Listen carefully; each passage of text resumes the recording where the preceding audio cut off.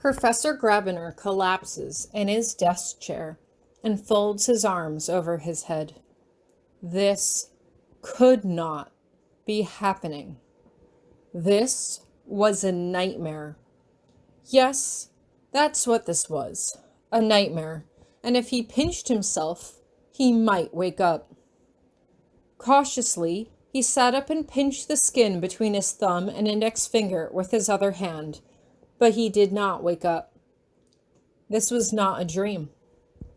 He was now married to Tori Brown. Had she done this on purpose? Tori had been thinking of him during the Christmas assembly when the affection spell was cast. Did she pull this ridiculous stunt to try to trap him into a relationship? He can't help but flush. No, the idea was absurd. If Tori didn't even know what the dark dance was, she was obviously too ignorant to understand the concept of otherworld demons and their warding practices. This was her fault, though. She had foolishly rushed into the room without a second thought for her own life. She should have stayed away. If she truly thought his life was in mortal peril, she should have recognized her own limitations and rushed off to find another teacher instead of blindly leaping into danger. There is a knock on the door, and he grunts as he pushes himself to his feet and opens it. He expected it to be Tori, and he makes sure to fix his face in the angriest glare he can muster as he yanks it open. What? Do not take that tone with me, Hieronymous, Potsdam snaps as she narrows her eyes at him.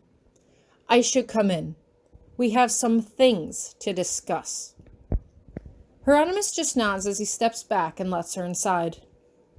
I thought you were treating the girls to a meal. They're still at the Glen. Potsdam shakes her head. I told them I had to step out for a minute.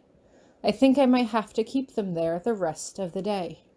Tori is beside herself. Because she was married to him? Or because of the cold way he had treated her earlier? Hopefully, this whole affair will teach her the cost of foolishness, he mutters under his breath, and Potsdam narrows her eyes at him. The cost of your foolishness, she reminds him. You were experimenting with a madness in a classroom.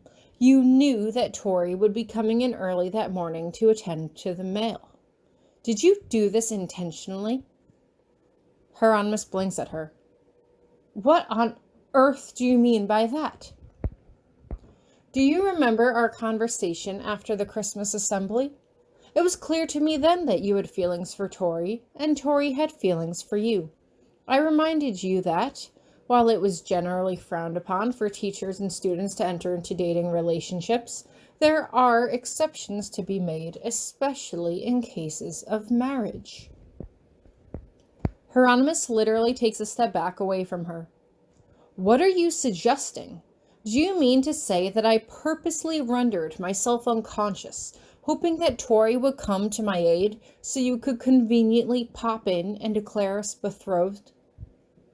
Potsdam stares him down coldly. I don't hear you denying it.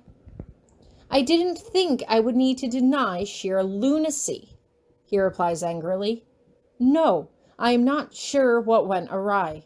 When I awoke, Tori had already crossed the wards. If I had been conscious, I would have warned her to stay away. I don't think you realize what you have done here, Hieronymous. Suppose I had not sensed that something was wrong. Perhaps you had not woken up in time. A student could have lost her soul, Hieronymous. A young, helpless, wild seed girl could have lost her soul to a creature of the otherworld because of your reckless actions, because you did not look out for her best interests, because you didn't protect her. Hieronymous stares her down, all color flooding from his face. He opens his mouth to speak, but no words come out. He had come to this school as penance for what happened to Violet, and it only now just occurred to him that history could have easily repeated itself if Potsdam hadn't intervened. This is an act that will require strict reprimand. I have not decided what your punishment will be yet, as we have never had a situation in which a teacher let their hubris almost lead to a death of a student. You, more than anyone, should have known better than to make the same mistake twice. Please don't, he says quietly, looking down and away. She raises her eyebrows and regards him coolly. Don't what? He stares resolutely down at the floor and scuffs the toe of his boot into the carpet. Please do not inform my father of what transpired here today.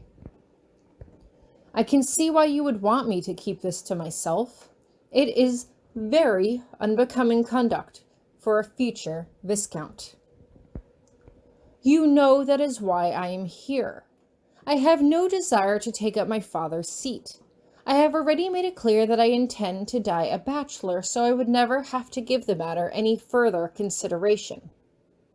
He shakes his head. And, in any case, do you think my father would ever permit a wild seed to carry the Grabiner title? You might be surprised what your father would be willing to accept. He wants you home. Hieronymous narrows his gaze. You've spoken to him? I might not have had to if you would answer his letters once in a while, Potsdam says as she puts her hands on her hips. Now, why don't you come with us to the Glen, Hieronymous? Even if you do intend to go through with a severance next year. Even if? Hieronymous repeats incredulously. Tori may just be a wild seed, but she has a natural affinity for blue magic and has proven herself extremely capable in every exam. I would venture to say that she is one of the top 10 brightest students in this school. Perhaps she does have feelings for me. It doesn't matter. Tori deserves to find a nice young boy her own age, and I will not be the one to ruin one more day of that girl's life than I have to. True, you may not be as young, but there is plenty you have to offer her. She cups her hand on her cheek as she suddenly smiles. Like your patience and your caring nature. Hieronymous snorts dismissively through his nose. I will not go with you to the Glen, but I will apologize to Miss Brown later, in private. Is that satisfactory? Professor Potsdam just sighs. Please just consider what we discussed here today. I need to get back to the girls. I expect you in my office on Monday to discuss this further.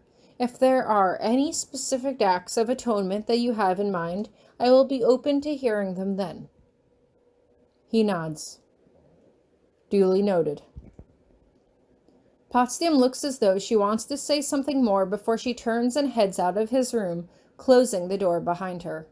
He just sighs and sinks back down in his desk chair, pinching the skin between his thumb and index finger with his free hand to see if he was dreaming. No, he was awake. The nightmare continued.